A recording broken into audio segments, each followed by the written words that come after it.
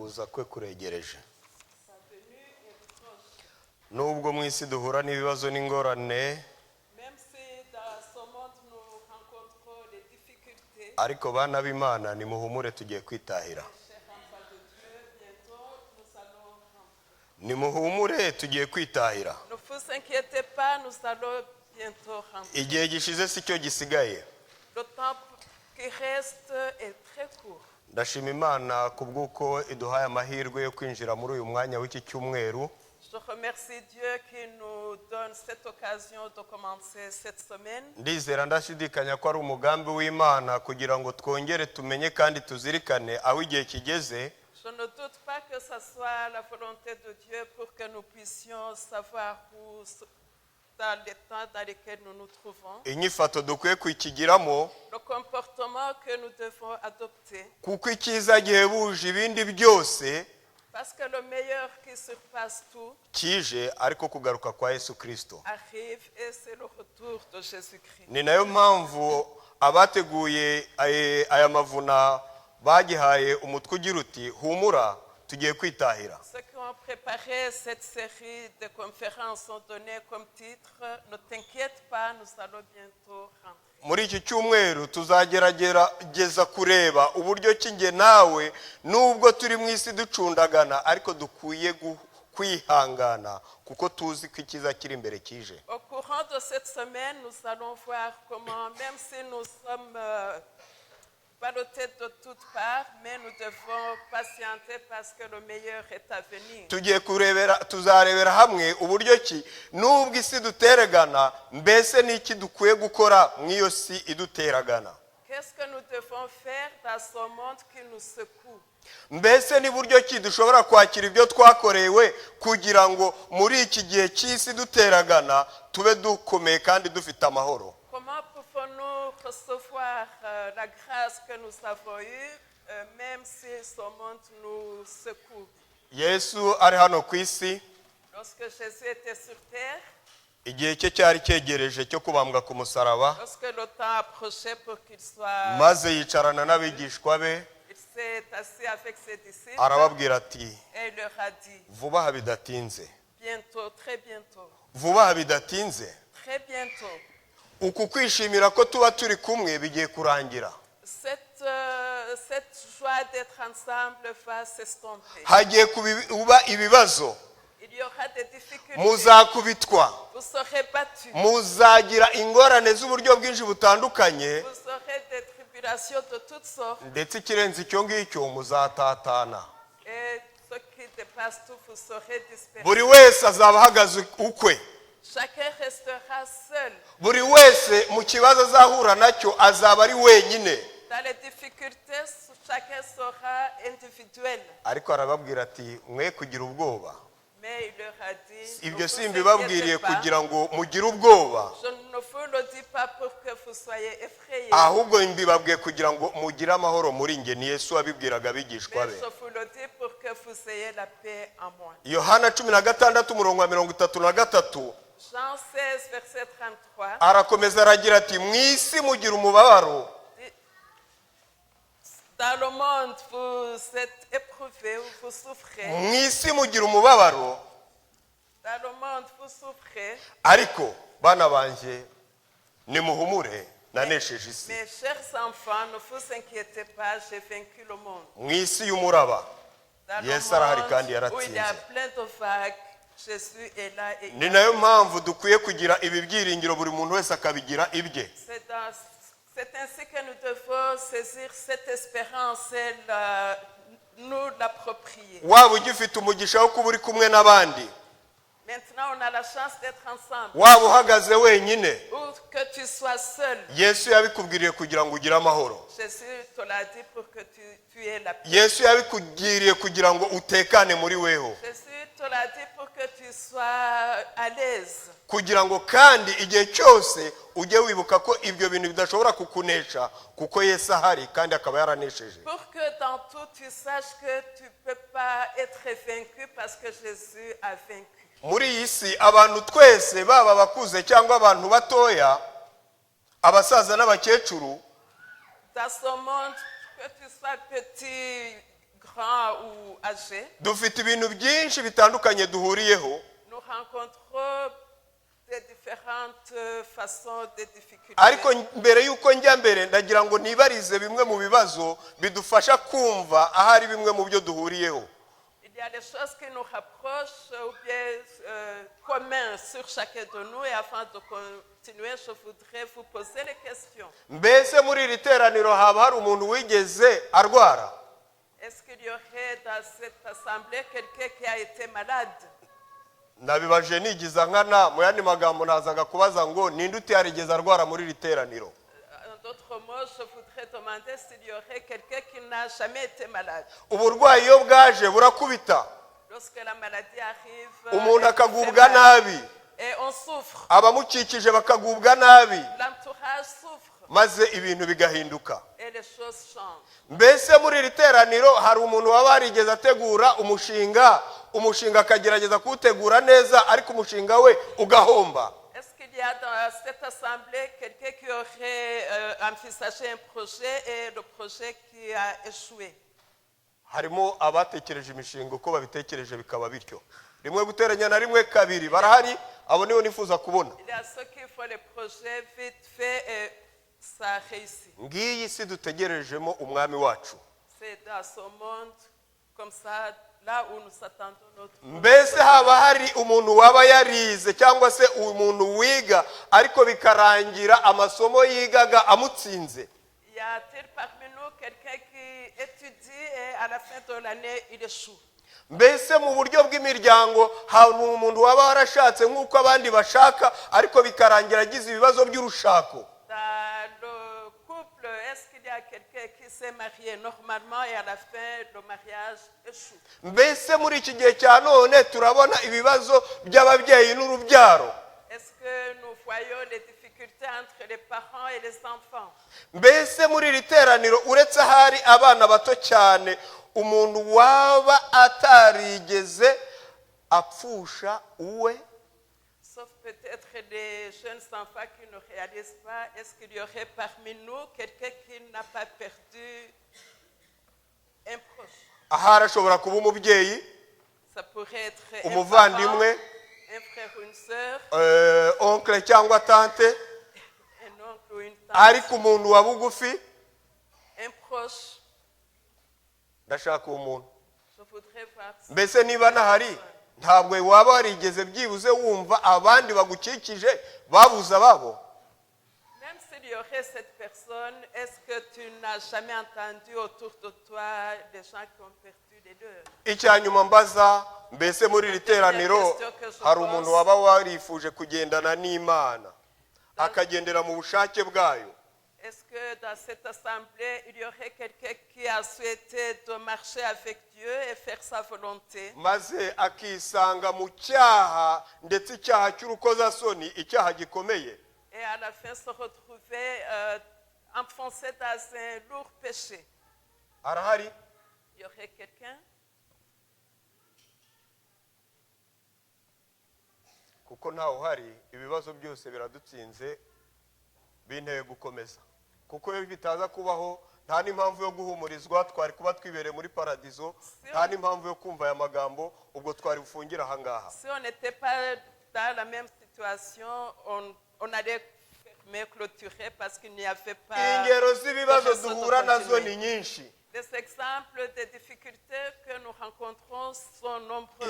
Ingero z'ibyago z'ingorane duhura nazo ni nyinshi. Les exemples de malheurs, de troubles sont nombreux.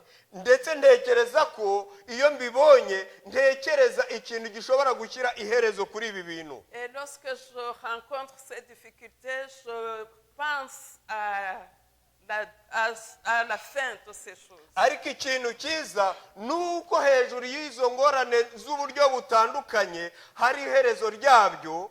Ce qui est merveilleux, c'est qu'au-dessus de toutes ces difficultés, il y aura une fin. Kandi iyi akaba ariyo nkuru nziza ku bantu nkatwe twese duhuriye mu icyo bintu bitandukanye twamaze Et kuvuga. c'est une bonne nouvelle pour nous tous qui rencontrent tous ces difficultés. Mubyeyi muvandimwe unyumva, Chers amis, chers parents, humura vuba bidatinze tugiye kwitahira. ne t'inquiète pas, bientôt nous allons rentrer. Niyo mpamvu muri iki cyumweru cyose C'est ainsi que dans cette semaine, Imana yifuje ko mu matwi yawe mu matwi yanjye hinjiramo aya magambo y'ihumure, Dieu a souhaité que nous entendions ces paroles de consolation. maze kugira ngo igihe uzaba ubirimo ahari uri wenyine cyangwa ufite abagukikije ujye ubwira umutima wanjye humura vuba aha tugiye kwitahira iwacu. Que lorsque tu affrontes ces difficultés, tu puisses dire à ton cœur, ne t'inquiète pas, bientôt nous allons rentrer. Indirimbo ya 350, Le cantique numéro 350. mugenzi we komera Yesu ari hafi. Cher ami, courage, Jésus est tout près. Twaramutegereje bishyira kera, Nous l'avons attendu depuis longtemps. ariko vuba aha tugiye kwitahira iwacu heza. Mais bientôt nous allons rentrer chez nous. Tuzaririmba intsinzi, Nous chanterons la victoire. twihangane twe kumuhemukaho kuko watajya duhemukira na rimwe. Courage, ne désistons pas parce que lui, il ne faillit pas. Ibyo yabikoze atwereka urukundo ruhebuje. Il l'a fait pour nous montrer son merveilleux amour. Urwo rukundo nirwo rwatumye nge nawe adupfira. Et cet amour a fait qu'il meurt pour nous. Ahari birashoboka ko mu buzima butuma tudahura n'ibyo twavuze haruguru, birashoboka. C'est possible que dans la vie, nous ne rencontrons pas toutes ces difficultés dont nous avons cité. Tukumva tunyuzwe no kwigumira muri iyi si. Et nous nous réjouissons de rester dans ce monde. Icyo nababwira ni kimwe, Ce que je peux vous dire seulement, ni ukugumya tugahumurizwa kandi tukaganirizwa na Mwuka Wera ngo atwereke kabone nubwo twaba turi mu buzima nk'ubwo ko vuba tugiye kwitahira tukajya heza harushaho. je voudrais vous dire que même si tu ne rencontres pas ces difficultés, je demande que le Saint-Esprit continue d'œuvrer en toi pour te dire que bientôt nous allons rentrer. Muri iki gihe gishize cy'irarika, ubwo nararikaga abashyitsi bazitabira amateraniro, Lorsque j'invitais les personnes pour assister à ces conférences, harimo abo nohereje ubutumire maze banyohereza returu z'uburyo bwo kuganira. j'ai reçu des retours un peu amusants. Ndashima Imana yuko bamwe muri abo bari muri iri teraniro. Je remercie parce que certains sont parmi nous. Maze ubwo twaganiraga abonye titre ati mugiye kugenda, ati ngiye nizere ko mtarimo. Lorsqu'il a vu le titre en disant vous allez partir, j'espère que moi je ne suis pas dedans. Ndamubwira ni nubwo waba wumva uri mu buzima bw'igisukari, Je lui ai dit, même si tu sens que ta vie est merveilleuse nubwo maintenant, waba wumva iburyo n'ibumoso ibintu byose bimeze neza, si à gauche ou à droite tout va bien, ariko nta n'umwe ushobora kumenya hejo uko hazaba hameze, personne ne sait ce qui se passera demain. kandi nta nyoko muntu n'imwe iri ahantu hasakaye ku buryo itagomba kugebwaho n'ingorane. Et personne n'est à l'abri. Nuko byarangiye babaye abantu benshi bagiye bangarura ayo mareturu, ariko ndashima Imana yuko bose bafashe umwanzuro wo kuvuga ngo aya materaniro tuzayabamo. Ceux qui me disaient qu'ils n'ont pas de raison de venir parce qu'ils ne voulaient pas rentrer, ils ont fini par venir. Ubuzima bw'igisukari birashoboka ku isi, hari abantu babugira. La vie des gens, c'est possible, il y a certains qui le vivent. Ndibuka umugaragu w'Imana Mose. Je me rappelle du serviteur de Dieu Moïse. Yavutse mu bihe bikomeye cyane, ariko agiye yisanga ahantu atigeze anatekereza, yisanga ibwami. Il est né en difficulté, mais à un certain moment, il s'est retrouvé chez le roi. Arya nk'umwana w'umwami, Il mangeait comme un prince. aryama nk'umwana w'umwami, Il se couchait comme un prince. atembera nk'umwana w'umwami, Il se promenait comme un arindwa prince. nk'abana b'abami. Il était gardé comme un Ikintu prince. cyose yagikorerwaga nk'umwana w'ibwami. Et tout était fait pour lui comme s'il était un prince. Mose yisanze ahantu humutse. Moïse s'est retrouvé Bwari à ubwami agréable. bukomeye cyane, kuko mu gihe cya Bibiliya mu bwami bwa Egiputa bwari ubwami bukomeye pe. C'était une royauté puissante. Aho yisanze aho hameze neza. Là où Moïse s'est retrouvé, Mose yahereko yisanga mu bantu bazaragwa ingoma y'ubwami bwa Egiputa. il s'est retrouvé parmi les héritiers d'Égypte. Maze ahinduka kubw'umukobwa wa farawo nahinduka mu baragwa ingoma ya farawo gutyo. Grâce à la fille de Pharaon, il est devenu héritier du royaume. Ariko abantu bagombaga gusimbura farawo kuri iyi ntebe. Il était parmi les remplaçants de Pharaon. Ntabwo byari nabwo rimwe guteranya na rimwe ni kabiri. C'était facile. Ntabwo byari rimwe guteranya na rimwe ni kabiri. C'était pas vraiment très facile ou bien instantané. Bagombaga kubikorera. Il devait se battre. Bagombaga kwiga kuba abatambyi. Il devait apprendre à être prêtre. Bibigirwamana bya Egiputa.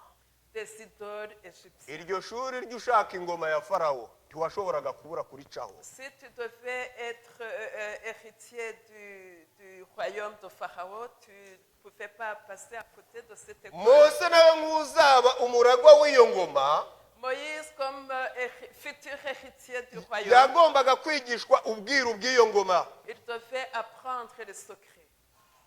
Arabwiga. Il a étudié. Ariko kuko yari yaragize umugisha wo kubana na nyina imyaka 12 yigira ku bibero bye, Mais comme il avait eu la chance d'étudier avec sa maman pendant les 12 ans, asanga ibyo arimo yiga ibyo nyina yamwigishije byaramubyibuhije maze ibindi bikabura aho bijya. il a donné beaucoup d'importance à la leçon que sa maman a appris plus que ce qu'il apprenait à son moment. Maze bati Mose kugira ngo uraguye ingoma ugomba kuba umutambyi w'ubwami, none dore uburyo dutamba. Mose ati akumva ibintu sibye. On lui disait, Moïse, pour que tu sois héritier, voici la façon dont nous faisons. Et Moïse disait, non, ça c'est pas pour moi. Maze iyo nyigisho yagize mu gihe cy'imyaka 12 ituma ya nyigisho arimo ahabwa nshyashya itabasha kumwemeza gufatanya n'abanyegiputa gusenga ibigirwamana byabo. L'enseignement qu'il a eu pendant ces 12 ans l'a convaincu qu'il ne pouvait pas s'associer avec les Égyptiens dans ces idoles. Mose atangira kugira ibibazo. Moïse a commencé à rencontrer les difficultés. Wa undi wagendaga nk'umuragwa w'ingoma, Celui-là qui marchait comme un héritier wa du undi wari ufite royaume, umutekano nk'umuragwa w'ingoma, celui-là qui avait la sécurité comme un héritier, wa undi ubahwaga na bose, celui qui était respecté par tous. batangira kumutera ubwoba bati Mose rero igihe udashobora kuba umutambyi ngo utambe nk'uko dutamba, iyi ngoma ntabwo uzayicaraho. On a commencé à l'effrayer en lui disant, si tu ne sacrifies pas comme nous on le fait, tu n'hériteras pas le royaume. Ikirenze ibyo ngibyo iyi ngoma ari kuzayicaraho kuko umukobwa wa farawo agufata nk'umwana we, ikigiye kuzakurikiraho nuko agiye kuguca mu bana be. Et ce qui est étonnant, c'est que la fille qui te prenait pour héritier va te radier. Kugira ngo uragwe iyi ngoma ukwiye gushyira ku ruhande Pour que ukwizera tu kw'abaheburayo. hérites ce royaume, il faut mettre de côté la croyance hébreu. Ukwiye gushyira ku ruhande ukwizera kw'abaheburayo. Mais à côté la croyance ou la foi hébreu.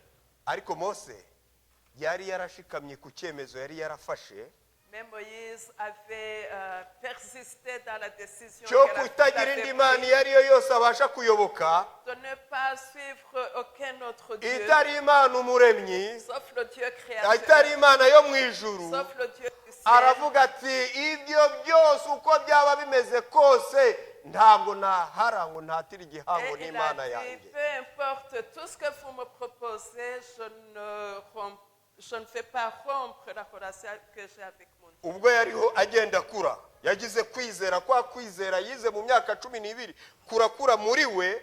En grandissant, la foi qu'il a eue pendant ces 12 ans aussi a grandi. Ageze ubwo yanga we ubwe ku giti cye ntabwo yigeze ategereza ko bari bumuce. Et il a pris une décision lui seul et il n'a pas pensé à cette radiation. Yanga kwitwa umuhungu w'umukobwa wa farawo, Il a refusé d'être appelé fils de la fille de Pharaon. ahubwo ahitamo kurenganywa n'ubwoko bw'Imana, ubwoko bw'abaheburayo bagenzi be. Mais il a choisi d'être persécuté par les Hébreux, ses frères. abirutisha guhora cyangwa se kumara umwanya yibereye mu binezeza. Et il a préféré ça que rester dans les jouissances. Ibinezeza by'ibyaha bya Egiputa. Les jouissances des péchés d'Égypte. Kuko yatekereje ko gutuko bamuhora Imana. Parce qu'il a pensé que être blâmé à cause de Dieu, ari ubutunzi buruta bw'Abanyegiputa bashobora kumuha. c'est une richesse qui surpasse celui des Égyptiens. Muvandimwe wumvaga ko uri ahantu hatwikiriye. Cher frère qui pensait que tu es protégé, Mose nawe yarahabaye. Moïse a vécu là. Ariko igihe kiragera abona ko Egiputa atari iwabo. Mais à un certain moment, il s'est rendu compte que Atangira l'Égypte, c'est gufata passé indi lui. nyifato. Il a changé de comportement. Mose yagize ubutwari. Il a eu le courage. Yagize ubutwari bukomeye cyane. Il a eu le grand courage. Yanze ubutunzi. Il a refusé la richesse. Nk'uko nabivuze ubwami bwa Faraho bwari bukize cyane. Le roi, le règne d'Égypte était grand. Yanga gukomera. Il a refusé l'honneur. Yanga kwamamara ngo abe ukimenywa bose. Il a refusé la popularité. Kuko Mose ngo nubwo yari akiri ibwami yanyuzagamo akajya gusura bene wabo akitegereza imibabaro barimo bahura nayo. Parce que lorsqu'il était chez le roi, il allait discrètement visiter ses frères et il voyait les Akagenda souffrances. akayitegereza. Il observait. Akababwira ati umva rero bana ba mama bana ba data. Et il leur disait, chers frères, chers sœurs, Nimwihangane. prenez courage. Nimwihangane kandi mukomere. Ne vous Imana inquiétez ubwayo. pas. Soyez courageux. Dieu seul, Imana ubwayo mu gihe gikwiriye izashaka uburyo bwo kurokoka. dans le moment précis, il va vous délivrer. Izashaka uburyo tuva muri ubu buretwa. Il vous délivrera de cet esclavage. Maze akabaganiriza. Il s'entretenait avec eux. Akabakomeza. Il les encourageait. Ariko aba bene wabo na Mose ndagira ngo mbabwire ibintu bitatu byari bibuzuye. Les frères de Moïse avaient trois choses dont je voudrais vous dire. Bari buzuye ubuhumyi butangaje. Ils s'étaient aveuglés Kuko incroyablement. nubwo bakoreshwaga imirimo y'ingufu mu buryo butangaje, Même s'ils faisaient des travaux forcés, bageze ubwo bumva ko ari ubuzima barabwakira barabwemera. ils se complaisaient dans cette Ikintu cya situation. kabiri bari mu bujiji butangaje. Ils étaient dans l'ignorance terrible. Kuko nubwo bari ubwoko bw'Imana, Même s'ils étaient le peuple de Dieu, bageze ubwo bumva ko batsikamiwe kandi bagatsindwa n'Abanyegiputa baravuga bati turabayobotse nta bindi. ils se sont sentis opprimés par les Égyptiens et ils ont décidé de suivre. Ikindi kibazo cya gatatu bari bafite kutizera gutangaje. La troisième chose qu'ils avaient, c'est qu'ils manquaient de foi. Bati twabereyeho nta bindi ni ugukora imirimo y'uburetwa ubundi abayikoze bakipfira tukazashira dutyo. Nous vivons pour servir, faire cet esclavage et puis on mourra comme ça. Niyo mpamvu mu gihe gikwere gisohoye Imana yohereje umugabo Mose. C'est ainsi au moment opportun, Dieu a envoyé Mose Moïse. akabegera Et Moïse s'est approché d'eux. akabakomeza. Il les a encouragés. Ndabizi ibibazo fortifiés. mufite. Je connais vos Ndiho souffrances. ndabibona. Je les vois. Murakoreshwa imirimo y'agahanyu. On vous opprime. Murakubitwa. Faites des travaux forcés, on vous bat. Ndi umuhamya wabyo. Je suis le témoin. Ariko nimukomere Imana ifite uburyo Mais izadukiza. ne vous inquiétez pas, Dieu va nous délivrer. Ubwo Abisiraheli bamwe batangira kumva bwa butumwa Mose yababwiye. Certains des Israélites ont commencé à comprendre ce message. Nubwo barimo bakora iyo mirimo y'uburetwa ariko ubwo baratangira baraniha.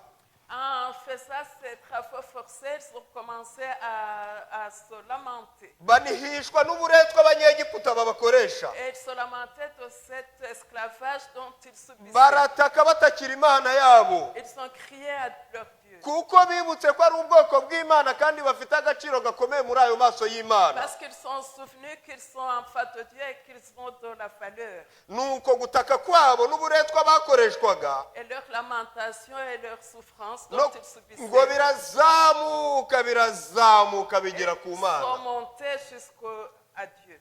Igihe cyo gucungurwa kwabo cyari kigeze. Et le moment de leur délivrance était arrivé. Inshuti muvandimwe unyumva, mbese wowe waba uri ahantu hatwikiriye ku buryo nta kibazo uhura nacyo mu buzima? Est-ce que tu es dans un endroit protégé où tu ne rencontres aucune difficulté? Ese yo wumva ko uyu munsi nta kibazo ufite, utekereza ko n'ejo ariko bizaba bimeze? Si aujourd'hui tu n'as pas de problème, est-ce que tu penses que demain ce sera la même Aho chose? Satani ntajya gutura mu buhumyi ukamera nk'uko Abisiraheli bari bameze. Est-ce que Satan ne t'aveugle pas et tu te retrouves dans la même situation que Mbese les waba Israélites? utakira Imana kugira ngo iminiho yawe izamuke? Est-ce que tu cries à Dieu pour que tes cris montent? Ubwo banihaga bataka Lorsqu'ils se lamentaient et qu'ils criaient, bari barakubititse. ils avaient souffert. Imirimo bakoraga uko bayikoraga n'inkoni yari bariho. Lorsqu'ils travaillaient, on les frappait. Abavutse mu gihe cya Mose n'abandi itegeko ry'uko bagombaga kuvuka ari umwana w'umuhungu bikaba birarangiye Ceux qui bakakwica. sont nés au moment où Moïse naissait, les enfants mâles devaient être tués. Bwari uburyo bwiza bwo kurangiza ayo mateka y'ubwoko. C'était une meilleure façon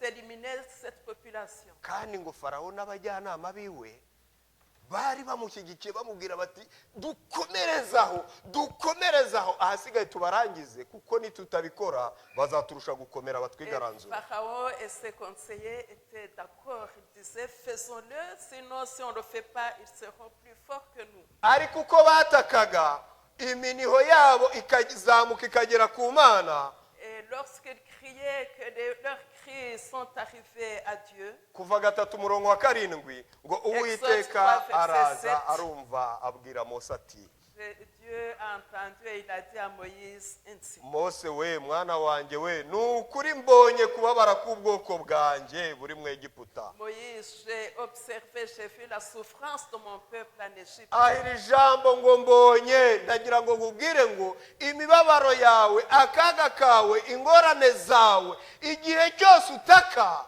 nta na rimwe Uwiteka ajya afunga amaso ahubwo ababyitegereza. Dans tes difficultés, dans tes souffrances, à chaque fois que tu cries, Dieu ne ferme pas les yeux, mais il observe. Akoresha irindi jambo Uwiteka akomeza abwira Mose ati kandi numvise gutaka mu matwi yanjye k'ubwoko bwanjye. Et Dieu continue en disant, j'ai entendu les cris de mon peuple. Batakishwa n'uburetwa kuko nzi imibabaro yabo. Ils souffrent de l'esclavage et je connais leur souffrance. Ni yasi twavuze. C'est le monde dont nous avons Yasi parlé. y'ibibazo. Le monde des difficultés. ugera ubwo wumva ko nubwo turi mu isi y'imibabaro ko twaremewe imibabaro hoya. Même si nous sommes dans le monde des difficultés, nous ne sommes pas créés pour les Muri uku gutegereza amahoro Kristo Yesu yadusezeranije tugomba kugira muri we. En attendant la paix que Dieu nous a promis et que nous devons avoir en lui, Muri iyi si y'imiraba dans ce monde de vagues où nous igihe sommes, cyose ufite ikibazo lorsque tu taka. as une difficulté, crie. Imana yacu nta na rimwe igifunga amatwi. Notre Dieu ne bouge Uko jamais utaka ses kandi oreilles. Imana irakureba. Lorsque tu cries, Dieu te regarde. We gucika intege ni igihe gusa kiba gisigaye Ne te Imana décourage igatabara. pas, c'est le temps seulement qui reste que Dieu va te Uko secourir. Imana yahumurije ubwoko bwayo ati numvise kandi nabonye n'uyu munsi igihe cyose utaka muvandimwe mubyeyi nyumva niko yiteguye Comme Dieu a kugutabara. consolé son peuple, c'est de cette façon qu'il nous encourage, toi qui entends ce message. Umurongo wa 8 Le verset 8. turimo kuva igice cya 3. Exode chapitre 3. Imana iti irakomeza ibwira Mose iti kandi manuwe no kubakiza ngo mbakure mu maboko y'Abanyegiputa. Et je descends pour vous délivrer des bras des Égyptiens. Si uko nababonye gusa C'est pas que je Si vous uko ai vu nabumvishe seulement, gusa, je vous ai pas ngo entendu seulement. niyicarire ntuze et je vais m'asseoir sans rien faire. oya ndaje ndamanuwe no kubakiza Je ngo viens mbakure mu vous maboko sauver, pour y'abanyegiputa. vous délivrer des mains des Égyptiens. Niba wumva nawe iyi si gucura bufuni na buhoro, Si tu menya ko entends que le monde te secoue, menya ko sache que uwiteka amanuwe no kugukiza. Jésus descend, Dieu descend pour Ibyo te yamaze sauver. kubikora muri Yesu Kristo, Il a fait en Jésus-Christ. abazaza muri iki cyumweru n'abazakurikirana iyi nyigisho tuzabasha kurebera hamwe uburyo icyo kintu cyamaze kurangira, igisigaye ari ukunezererwa muri uwo Nous mudendezo. verrons au cours de cette semaine que tout est fait, le reste nous devons nous réjouir. Sinshaka ko bakomeza kubinkorera agahato. Je ne veux pas qu'ils continuent d'être esclaves. Ati ndashaka ko baza ngewe bankorere nge Imana umuremyi wabo. Je veux qu'ils viennent me servir, moi, leur créateur. Kandi sinshaka ko bankorera bakiri mu bubata, ndashaka kubakura mu ubwo bubata. Et je ne veux pas qu'ils me servent en tant qu'esclaves, je veux qu'ils soient libres. Ndashaka ko banshima bakambimbaza. Je veux qu'ils me louent, qu'ils me glorifient. Ubwo Mose yabwiraga Farawo ayo magambo, Farawo ati iyo mana ntabwo nyizi. Lorsque Moïse prononçait ces paroles à Pharaon, Pharaon a dit, ce Dieu, je ne le connais pas. Ihurizo rya mbere rikomeye. C'était un problème.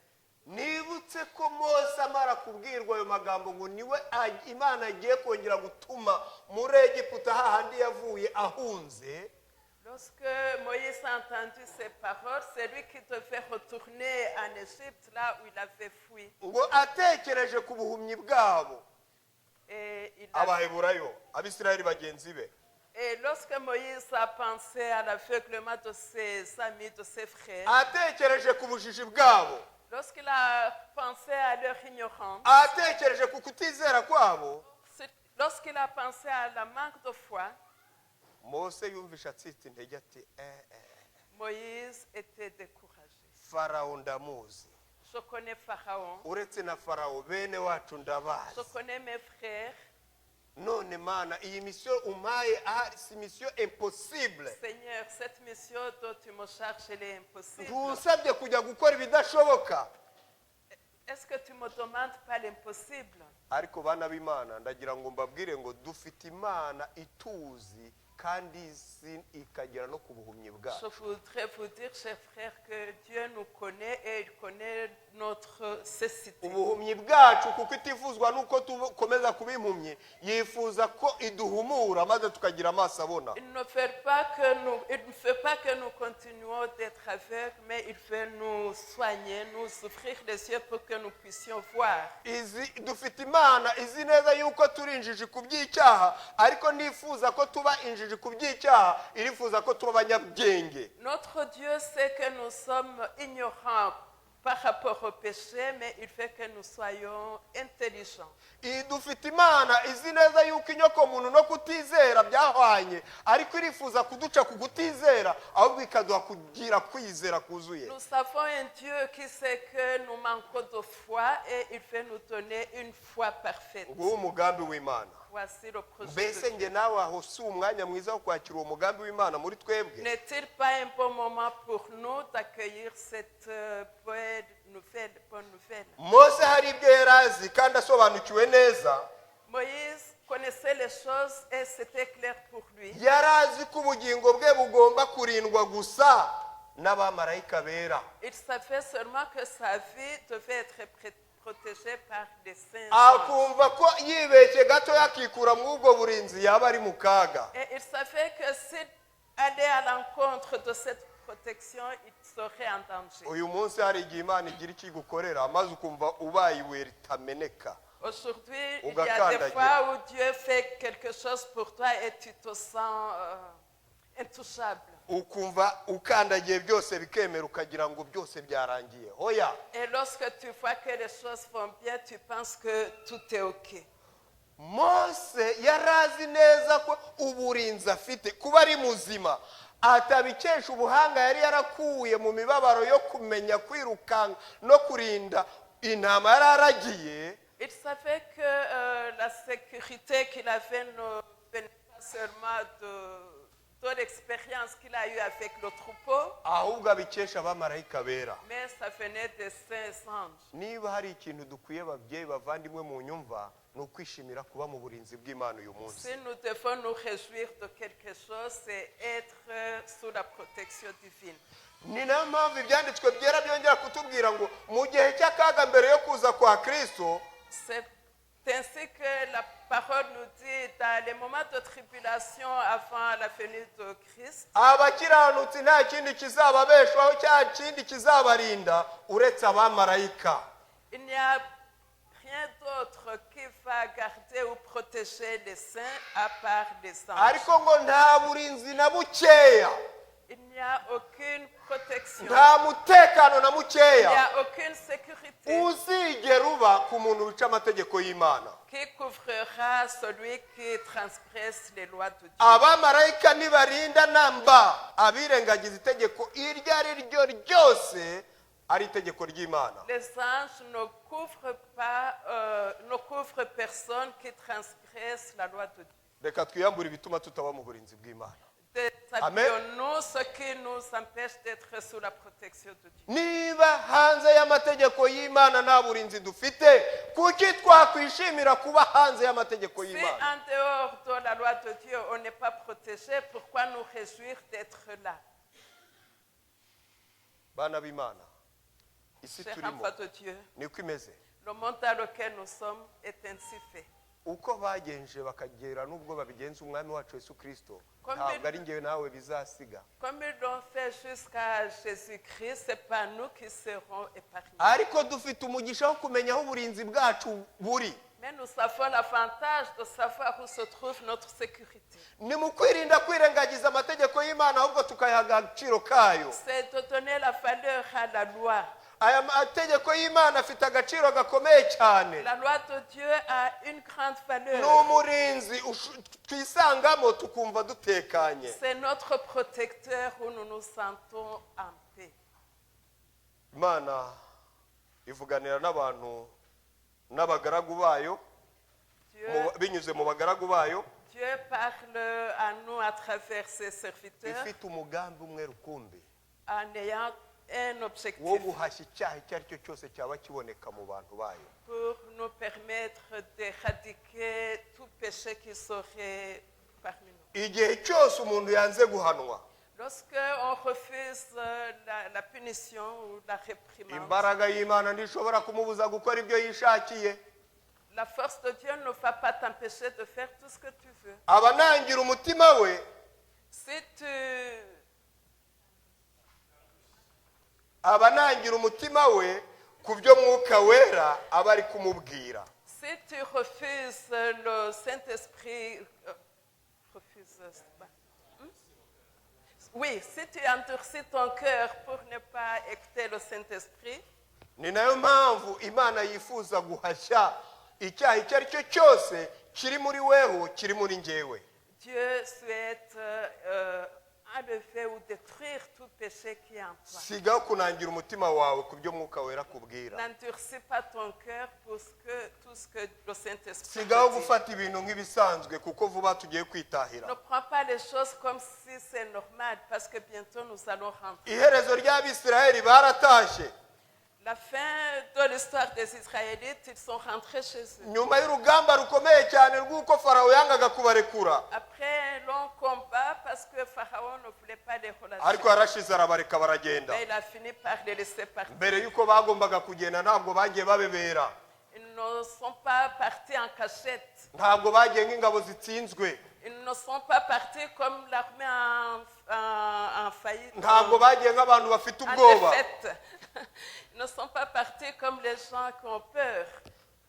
Ibyanditswe byera bitubwira yuko ngo mbere y'uko bagombaga kugenda bagombaga gukora umunsi mukuru, Avant de partir, ils devaient faire une fête. bakajya kuri Pasika y'Uwiteka, Ils ont goûté à la Pâque de l'Éternel. bakarya umwana w'intama cyangwa umwana w'ihene. Ils ont mangé l'agneau ou le petit de la Uwo mwana chèvre. w'intama cyangwa uw'ihene yabagombaga kuba umwana w'intama utagira inenge. L'agneau ou la chèvre ne devait pas devait être sans tache. bagombaga gukora itandukaniro hagati yabo n'abanyegiputa. Ils devaient marquer la différence entre eux et les Égyptiens. Bagombaga gufata amaraso y'uwo mwana w'intama cyangwa ihene bakawumisha ku miryango y'inzu zabo. Ils devaient asperger le sang de cet agneau au linteau de leur porte. Mu yandi magambo bagombaga kuba bumva ko bari mu burinzi butandukanye na rubanda rwa En giseseka d'autres rw'abanyegiputa. termes, ils se sentaient en sécurité contrairement aux Égyptiens. Kuko ku cyago cya nyuma ubwo marayika murimbuzi yagombaga gutambuka mu gihugu hose, Lorsqu'au dernier fléau où l'ange devait passer dans tout le pays, iyo yabonaga ikimenyetso cy'amaraso ngo yanyuragaho lorsqu'il akagenda, voyait le sang, il passait.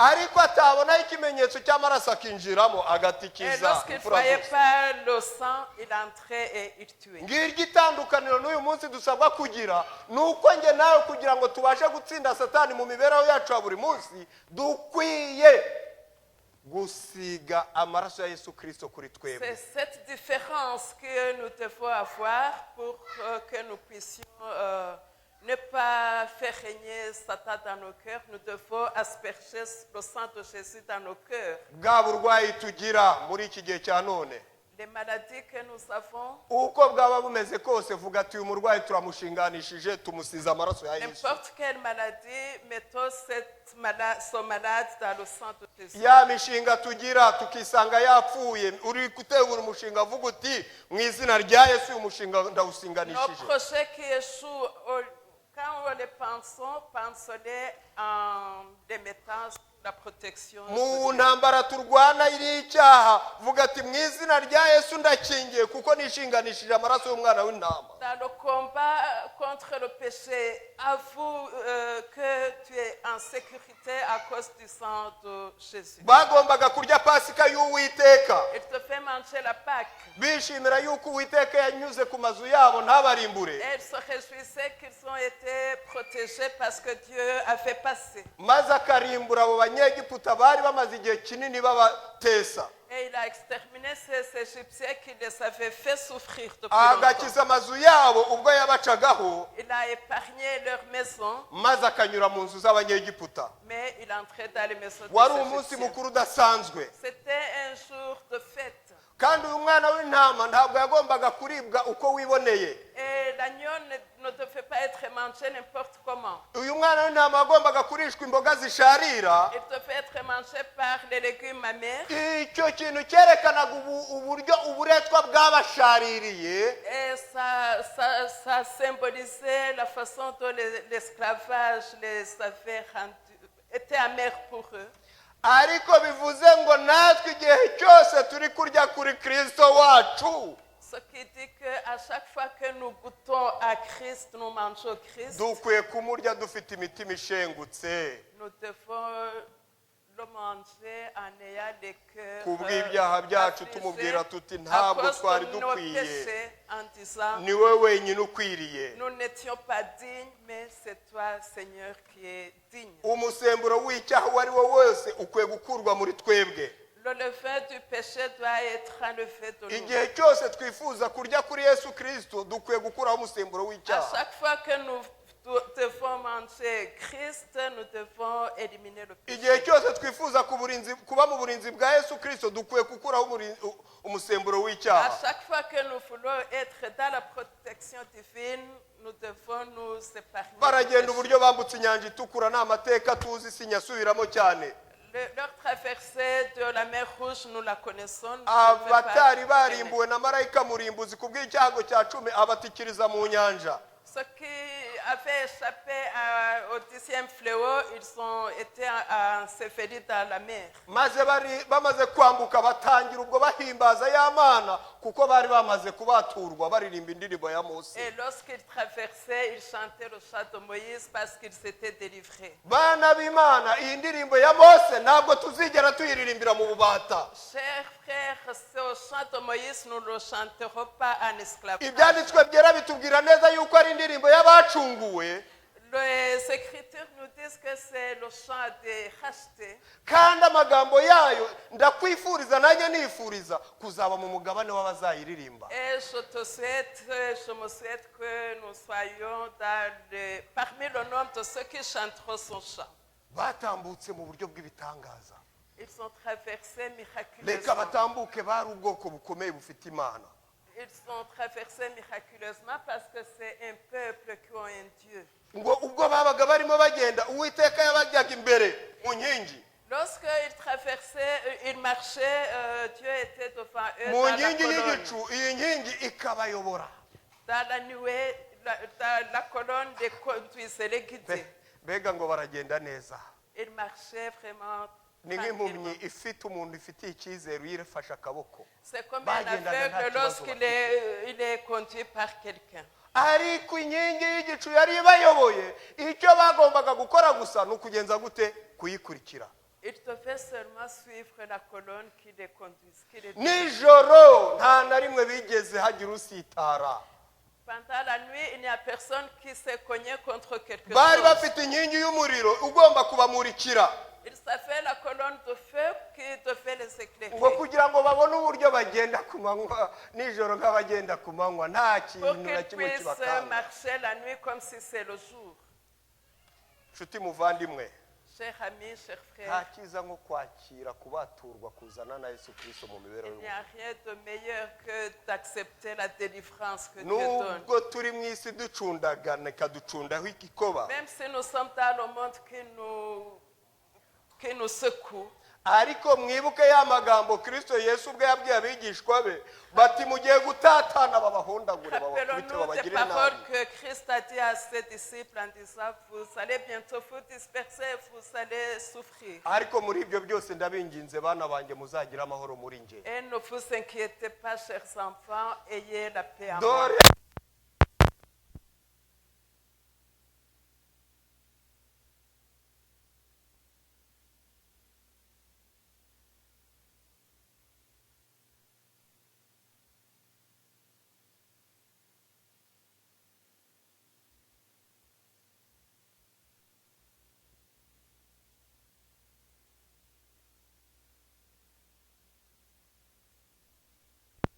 De feu en colonne et annué de feu, c'est lui qui est prêt à t'écouter aujourd'hui. niwe ukubona igihe cyose waba uri wenyine waba uri mu bandi urimo urwana intambara wamaze kumanika amaboko ati ntacyo ngishoboye. C'est lui qui te voit dans ton isolement quand tu te bats contre les difficultés. Niwe ukumva igihe cyose wivuyemo ukavuga ati biranyobeye ndatatse nzamuye amaboko. C'est celui qui t'écoute lorsque tu es découragé et que tu commences à crier. Niba mubyeyi muvandimwe unyumva urambiwe n'uko isi kugenza ubu ngubu, Chers parents, chers amis, si tu désespères, ni igihe cyawe cyo gutaka, c'est ton moment de ni crier. igihe cyawe cyo kuniha, C'est ton moment de te lamenter. kuko dufite umugisha, kuko dufite Imana yiteguye kuducyura iwacu heza. Parce que nous avons la chance d'avoir notre Dieu qui est prêt à nous faire rentrer. Mu byo unyuramo ibyo ari byo byose, Peu importe tout ce que tu traverses, humura, ne t'inquiète pas. vuba tugiye kwitahira. Bientôt, nous allons rentrer.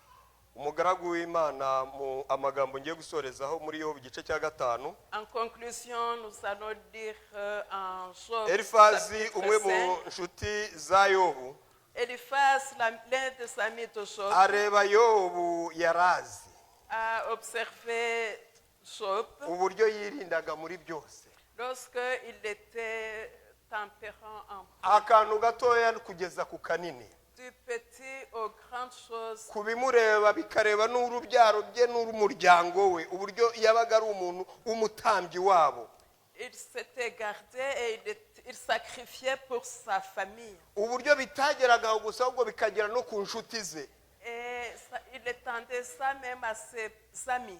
uburyo bitarengagaho gusa ahubwo n'abo mu gihugu cyose bari bamuzi nk'umuntu umeze atyo. Et dans tout le pays, il connaissait Job de la meilleure façon. Abonye uburyo ki Satani amaze kumusaba byose, ibyo yari afite byose bimuvuyeho, Lorsqu'il a vu que Satan avait demandé, il ne lui restait rien. abana bamushizeho, Il n'a plus d'enfants, ibintu bimucitseho, il n'a plus de choses, des objets matériels. umugore nubwo amufite ntabwo akimufite bahuje, Même ici, il garde encore sa femme, mais ils ne s'entendent plus. inshuti nubwo azifite ntabwo bakiri kuvuga rumwe. Même s'il a des amis, mais ils ne parlent plus le même langage. Elifazi nubwo yasunitse Yobu cyane ariko agira ihishurwa rikomeye cyane. Eliphaz a secoué Job, mais il a eu une révélation. Avuga amagambo avuga ati ku murongo wa 8 w'igice cya 5 ngo ariko ari nge ubu ngubu bashatse Imana. Au verset 8 du chapitre 5, il dit, pour moi, j'aurai recours à Dieu. Ariko ari nge ubu ngubu iyo nza kuba Yobu ubu ngubu nta kindi kintu kera kirabura nari gukora uretse gushaka Imana. Si je serais Job maintenant, je ferais aucune autre chose à part chercher Dieu. Kandi Imana naba ndimo gushaka ngahita mfata umugambi wo kuyegurira ibyanjye byose. Et je prendrais une décision de donner tout à Dieu. Nubwo twasanze bya bindi duhuriyeho hari uwakigeranya n'ibyo Yobu yahuye nabyo On a muri vu riteraniro. certaines des choses dont nous traversons. Est-ce que quelqu'un pourrait se comparer aux difficultés qu'a eu Job? Ngiyi inama y'ubuzima. Voici le Inama conseil y'umwuka. de vie.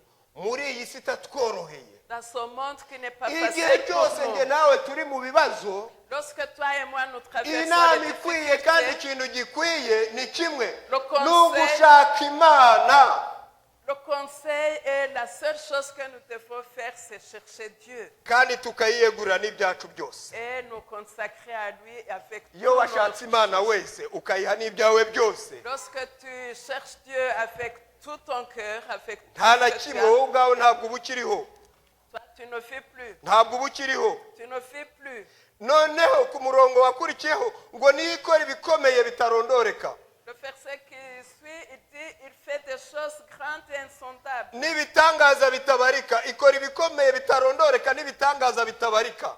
Il fait des choses grandes et insondables, des merveilles sans nombre. Niba ivuburira isi imvura ikayisandaza amazi hirya no hino mu mirima, Il répand la pluie sur la terre et envoie l'eau sur les campagnes. nishyira hejuru aboroheje Il relève les humbles n'ababoroga. et délivre les affligés. Imana ibaha amahoro ikabashyira mu mahoro. Dieu leur donne la paix et les met en Nubwo paix. turi mu isi gucuragana, Même si nous sommes dans le monde Imana qui nous umugambi wayo secoue, ni ukuguha amahoro. le but de Dieu c'est de donner Mbese la paix. kuki nge nawe twakibuza aya mahoro Pourquoi toi et moi nous priver de kandi cette Imana paix imaze kuduhereza urufunguzo rwo kubona ayo mahoro? alors que Dieu nous donne la clé? Ngo n'ababoroga Même les affligés, n'abayitakira ceux qui crient à lui, uko Abisirayeli bayitakiye ikabumva ikababona, comme les Israélites ont crié à Dieu et qu'ils les ont vus. iyi Mana niko yifuza uyu munsi kungirira nge nawe Ce igihe même cyose Dieu twemera souhaite gukorera mu faire la bushake même bwawe. chose pour toi et moi.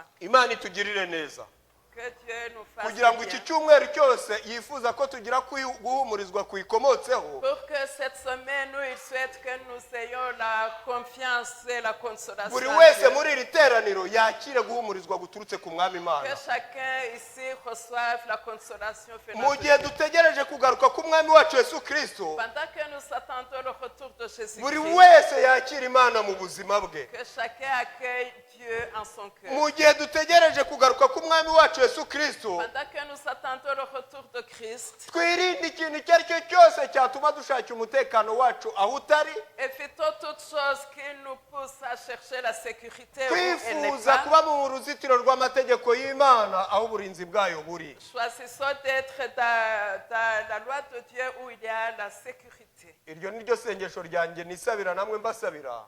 C'est ma N'izina rya prière Yesu. pour vous et pour Amen. moi au nom de Jésus. Amen. Mana itagihinduka, nubwo mu isi duhura n'ingorane z'uburyo butangaje butandukanye, nta na rimwe ingorane zacu zijya ziba biracitse kuri weho. N'iyo byabaye biracitse, igihe cyose kuri weho haba hari igisubizo. Birashoboka ko twaba twarishakiye ibisubizo mu buzima, ariko uyu mwanya turagutabaje, turagutakiye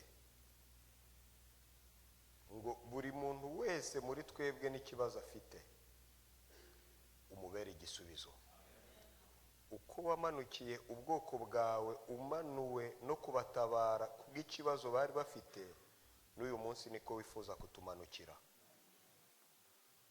Twaratsinzwe haba mu buzima busanzwe, twaratsinzwe kubw'icyaha, dutabare niwe mutabazi wenyine dusigaranye. Ndasabira buri mwana wawe wose uri muri iri teraniro ngo yakire guhumurizwa kugukomotseho. Ibyo ducamo mu mibereho yacu giye kuduhagarika umutima, kuko tuzi ko vuba aha tugiye kwitahira iwacu heza. Ndagushimira yuko wabanye natwe muri aya materaniro. Mu izina rya Yesu rero nsabira iteraniro ryose umugisha wawe, kugira ngo buri muntu wese waje kwifuza atahane umugisha w'Imana. Umuntu wese waje mu nzu yawe atahane Kristo Yesu mu bugingo, we gisubizo cy'ibibazo byose. Mu kanya nanone amateraniro arakomeje. Turarebera hamwe ukuntu bigaragambije karahava, kuko burya butari buno. Uduhe kwinjira muri uwo mujya, maze twese nk'abana bawe tubone ko mu isi atari iwacu, twifuze gutaha iwacu hera mu ijuru.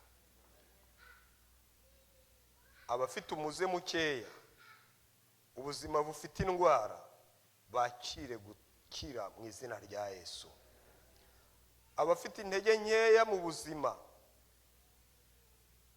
abafite ibibazo kuri bo ubwabo, mu kazi, mu miryango, bakiri gutabara kugukomotseho. Urakoze we mutabazi uboneka ibihe byose. Urakoze we Mana ihumuriza, kuko ugiye gutahana n'umutima wa buri muntu wese. Niko gusenga kwanjye, sabira n'iri teraniro ryose mu izina rya Yesu. Amen.